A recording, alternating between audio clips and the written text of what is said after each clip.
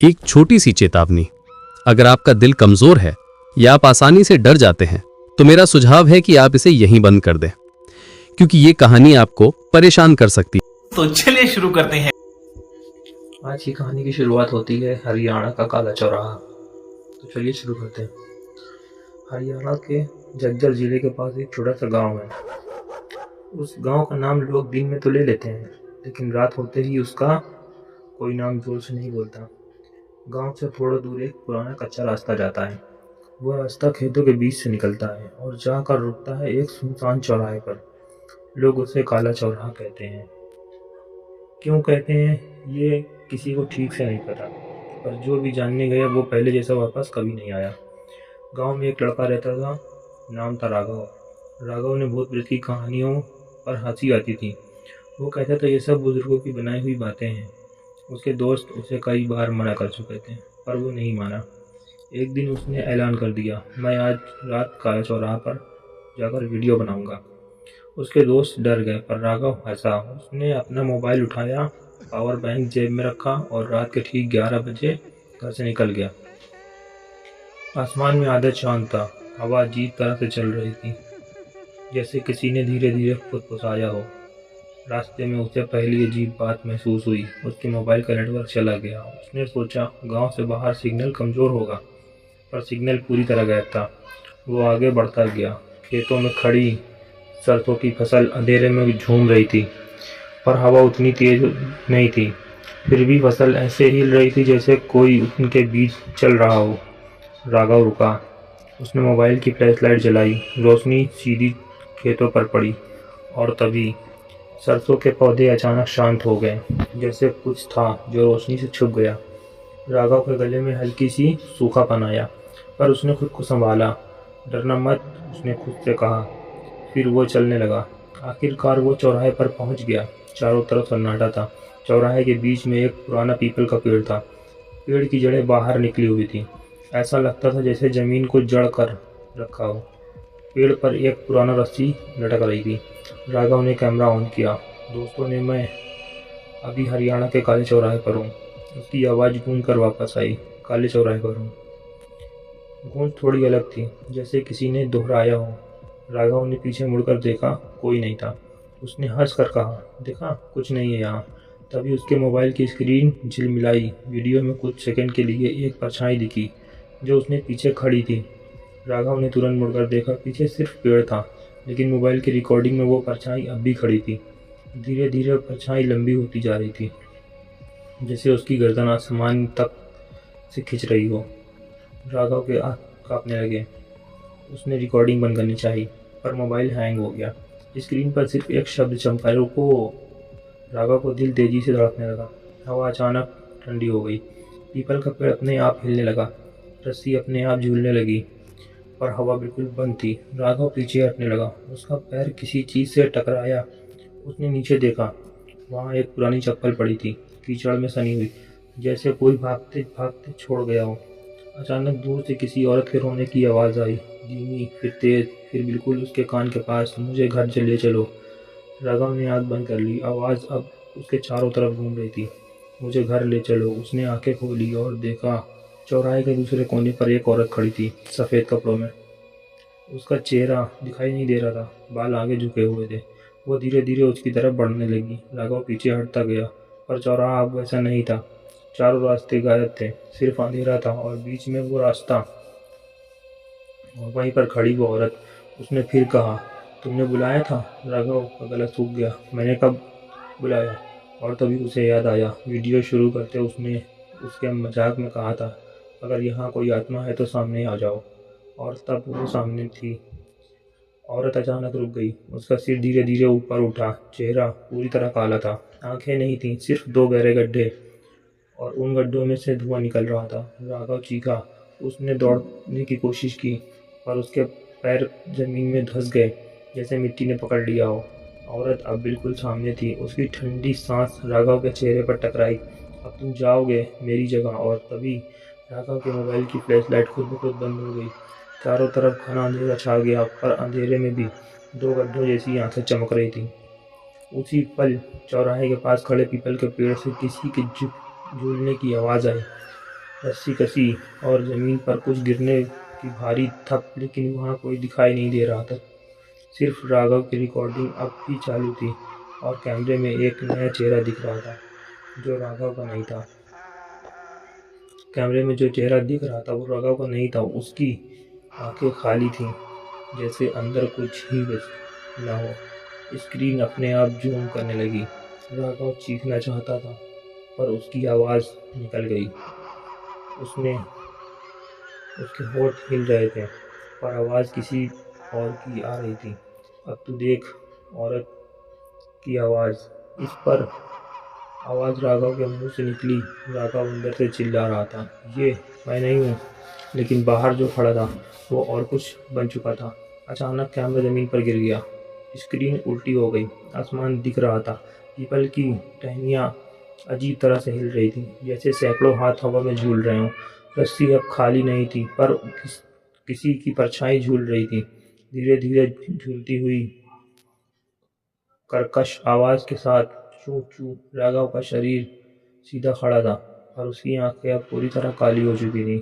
वो मुस्कुरा रहा था धीरे धीरे। अचानक दूर से बाइक की आवाज़ आई। दो लड़के चौराहे की तरफ आ रहे थे। वो राघव के दोस्त थे, संदीप और मोहित।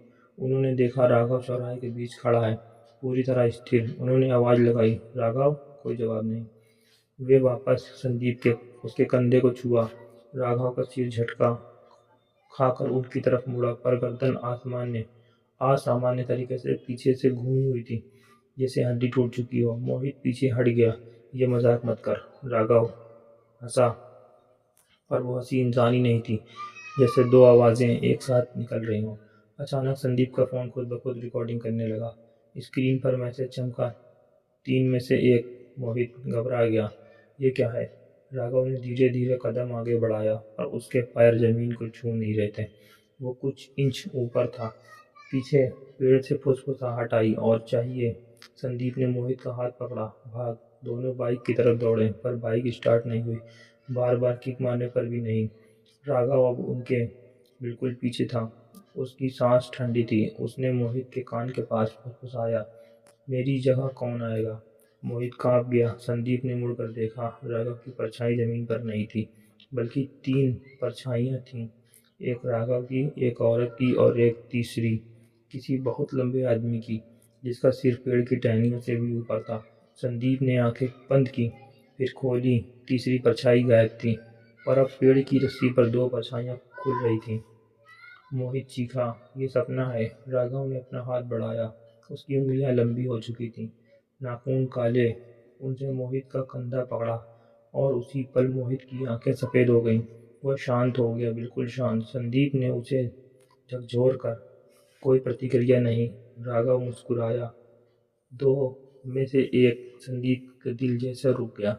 अचानक गांव की मस्जिद से अजान की आवाज़ गूंजी। रात के लगभग 5 बज रहे थे।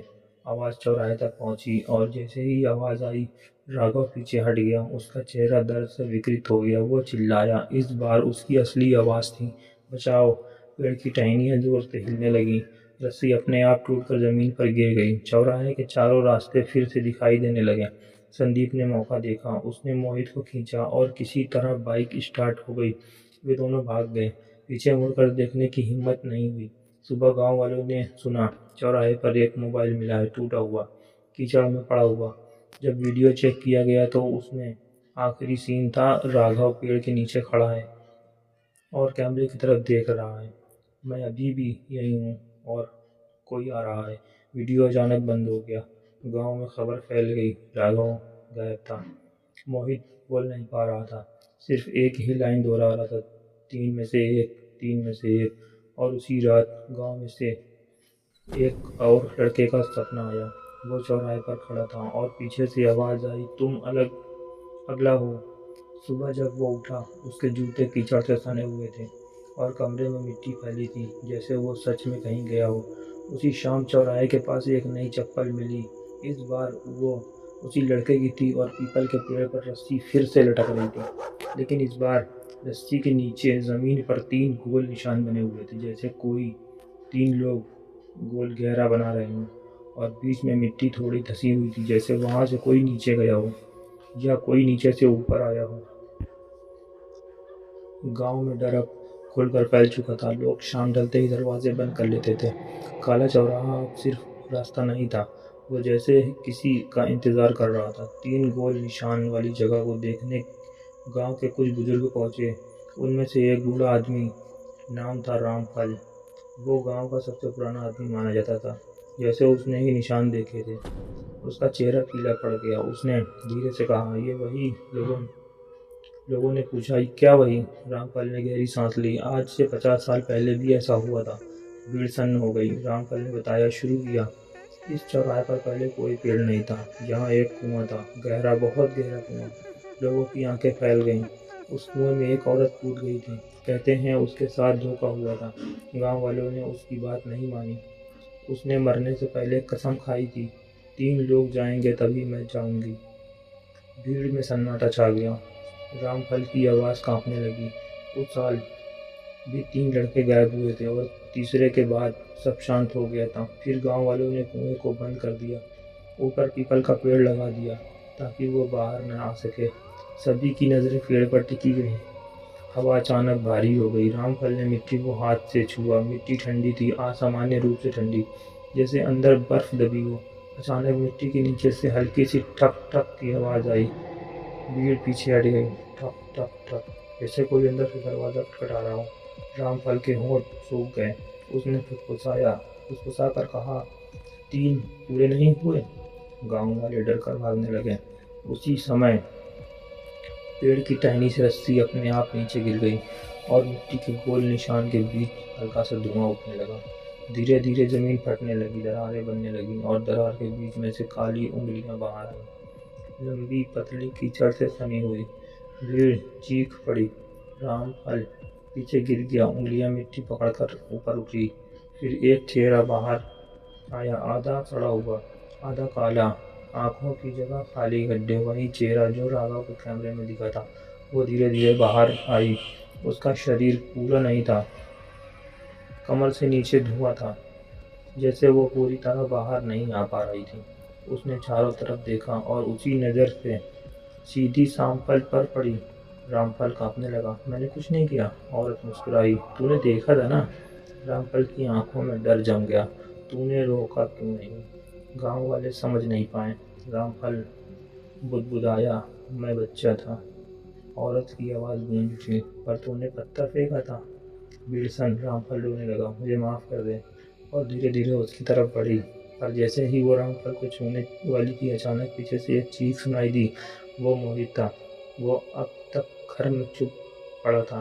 वो दौड़ता हुआ चौराहे तक आया। उसकी आंखें फिर से सफ़ेद हो चुकी थीं। वो सीधे उस दरार के बीच खड़ा हो गया और उसी आवाज़ में बोला, 3 में से 2।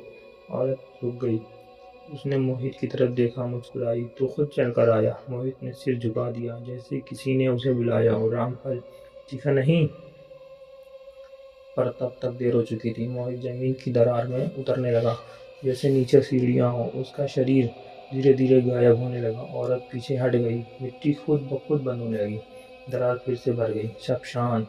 बस जमीन पर अब 2 गहरे निशान थे और तीसरी जगह अभी खाली थी। और उसी पल भीड़ में खड़े एक लड़के का मोबाइल बजा, अनजान नंबर।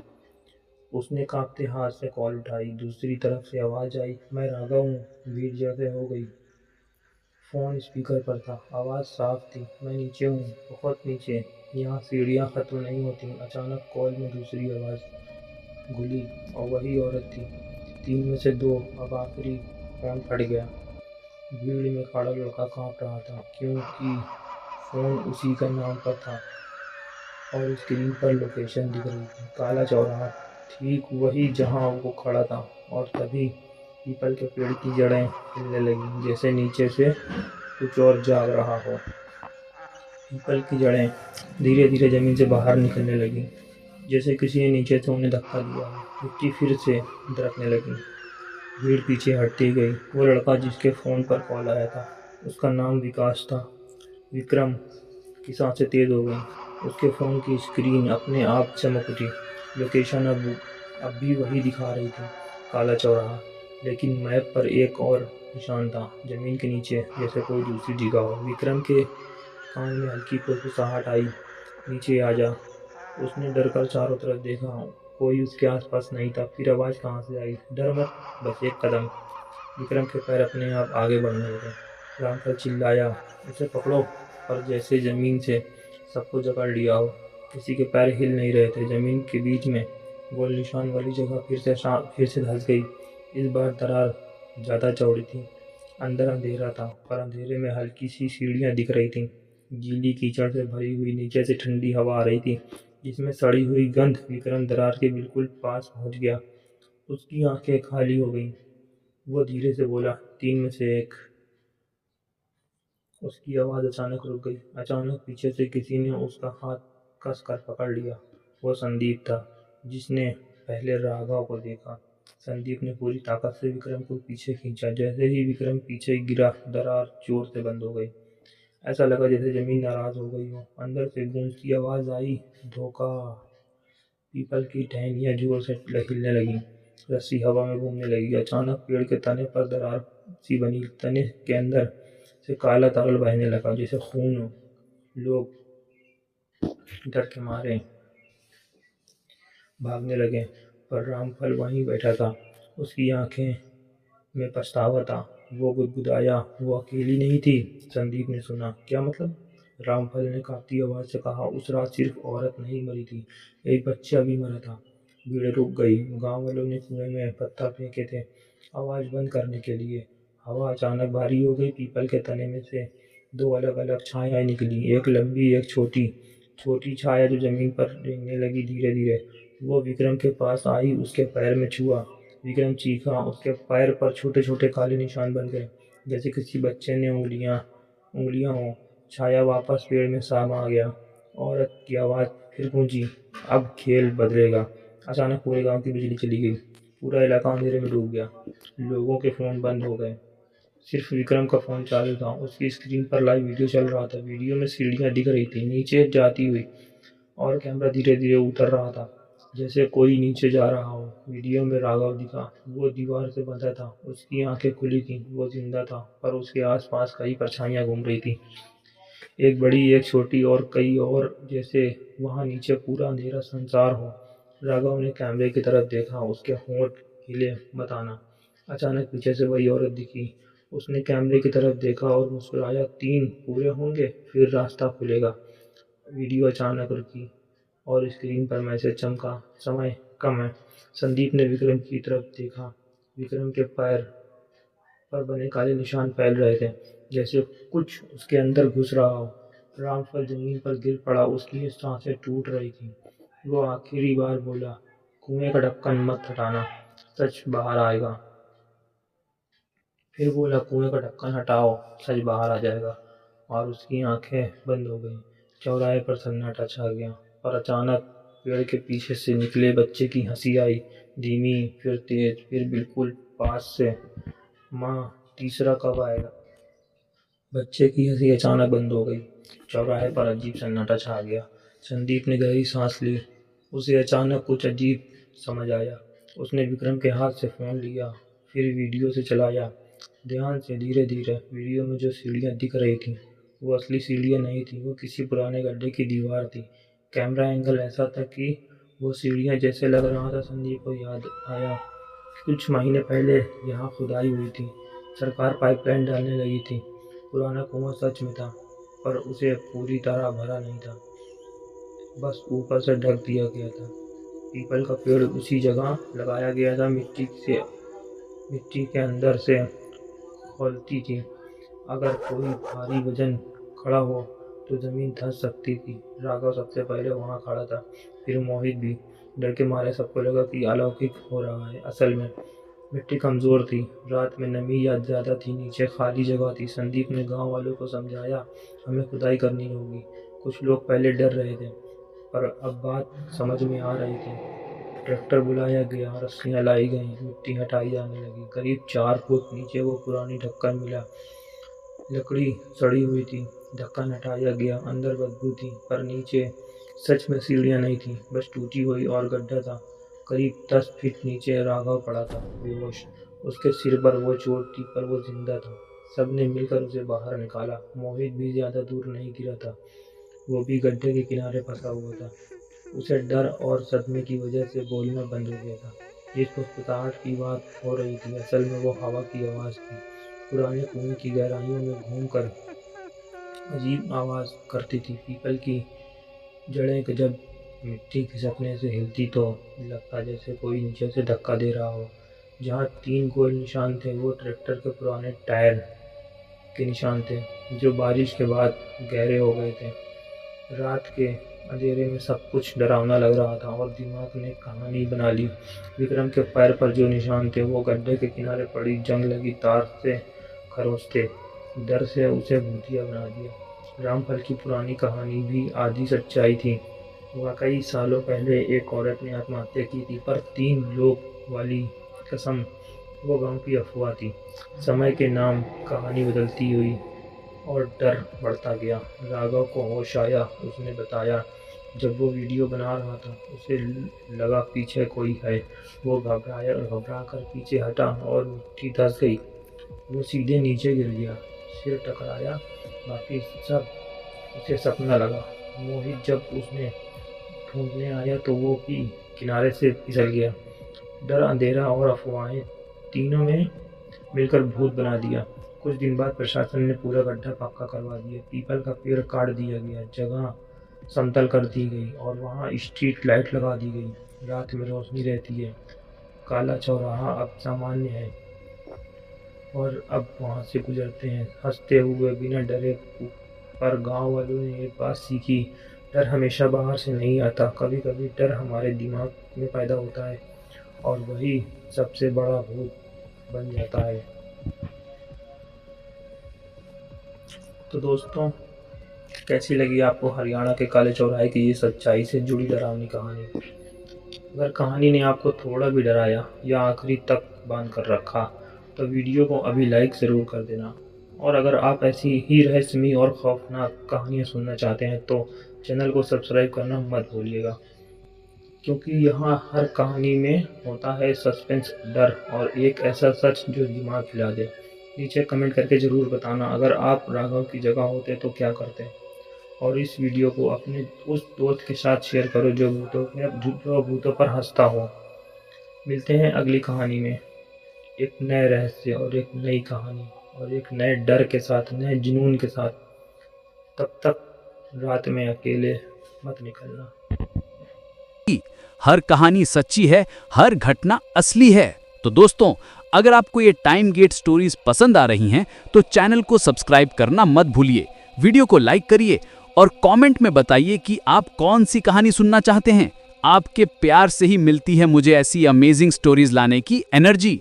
तैयार हैं समय की यात्रा के लिए?